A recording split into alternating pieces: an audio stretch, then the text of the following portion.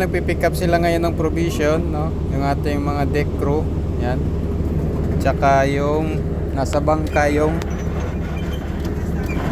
yan. Nasa bangka yung mga provision, yan. So diniliver nila. Medyo malayo tayo sa puerto ngayon, nasa outer anchorage tayo, no? Yan. Papansin nyo. Anchorage tayo, then hinahatid lang dito, no, kahit malayo, hinahatid lang ng bangka yung provision.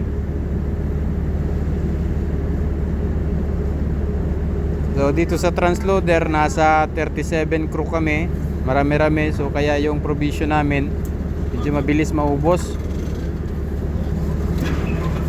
So kailangan dito supply ng supply. Yan. So medyo delikado rin yung operation sa ganyan.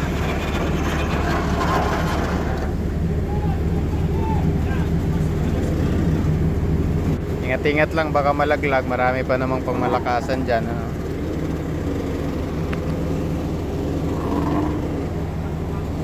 So ayan yung ating mga tropa na masisipag, no? Hindi lang kain ng kain, tumutulong din, no? Pati mga officer, oh, tumutulong sa buhatan. So hindi yung kain ka lang ng kain, hindi ka natulong. Ayan, hindi pwede yan.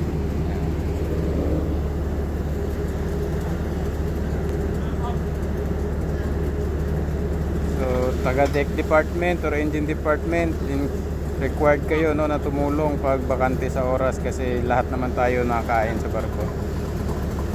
Siyempre hindi lang pwede yung mga sobra pahinga muna, no, yung may mga gwardiya pa, pero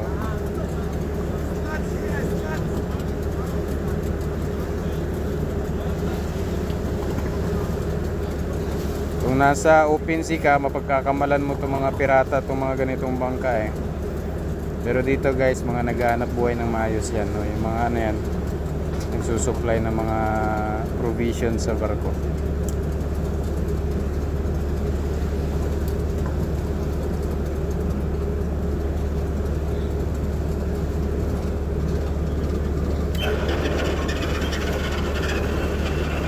Yun.